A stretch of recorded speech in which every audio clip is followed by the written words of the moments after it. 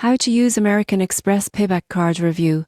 Properly beginner mistakes that cost you. The American Express Payback Card is packed with rewards, but beginners often misinterpret reviews and miss out on benefits. Here's how to use reviews properly. The first mistake is focusing only on points earned. Most people get this wrong by ignoring redemption options. Payback points can be used for shopping, flights, or gift vouchers. Check reviews for practical experiences with point redemption. Second mistake, overlooking fees. You won't believe how often users complain about annual fees or foreign transaction charges without realizing the benefits outweigh them. Compare rewards value to costs before judging. Third mistake, ignoring category bonuses. The surprising truth is that points earned vary by spending category like groceries, fuel, or online shopping.